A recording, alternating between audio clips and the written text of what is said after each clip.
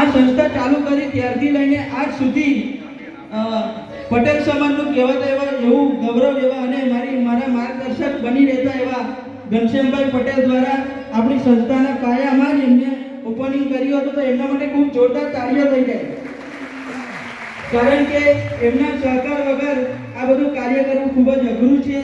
તો ઘનશ્યામભાઈ માટે તેમજ ડૉક્ટર દર્શનાબેન દેશમુખ માટે પણ ખૂબ જોરદાર તાળીઓ થઈ જાય અને કુબેર ભંડારી મંદિરથી પધારેલ મહંતો માટે પણ ખૂબ જ જોરદાર તાળીઓનું ગડગડાટ થઈ જાય. તેમજ નર્મદા જિલ્લાના રાજવી પરિવારના પ્રિન્સ એવા માનવેન્દ્રભાઈ ગોહિલ આજે હાજર નથી રહી શક્યા, પરંતુ તેઓનો સહયોગ આપણને મળ્યો છે, તો તે આપણે ભૂલવું ના જોઈએ. તો એમને પણ જોરદાર તાળીઓના ગડગડાટથી વધાવી દઈશું. આપ બધા આ કાર્યક્રમમાં આવ્યા, મને ખરેખર ખૂબ ખુશી થઈ રહી છે કે આપણે સામાન્ય રીતે સામાન્ય વ્યક્તિઓના કાર્યક્રમમાં તો આપણે જતા હોય છે, પરંતુ આજનો કાર્યક્રમ કંઈક એક અલગ પ્રકારનો કાર્યક્રમ થવા જઈ રહ્યો છે અને અંધકારમય જીવનમાં એક નાનકડો પ્રકાશ ફેલાવવાનું કાર્ય એ આપણે ઉપાડ્યું છે. તમારા બધાના સહકારની અપેક્ષા અમે રાખી રહ્યા છીએ.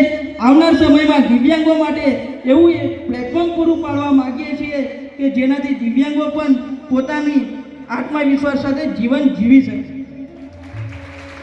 આવનાર સમયમાં દિવ્યાંગો માટે ખૂબ જ મોટી ભરતી આવવાની છે, જોબ ભરતી.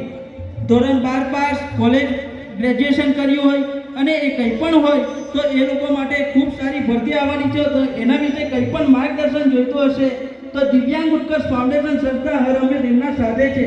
તેમજ આ કાર્યક્રમ દિવ્યાંગ ઉત્કર્ષ ફાઉન્ડેશન તેમજ સમાજ સુરક્ષા કચેરી અને વહીવટી તંત્રની સાથે રહીને આ કાર્યક્રમનું આયોજન કર્યું છે. તો દરેકનો હું ખૂબ ખૂબ હૃદયપૂર્વક આભાર વ્યક્ત કરું છું. ધન્યવાદ. Thank you.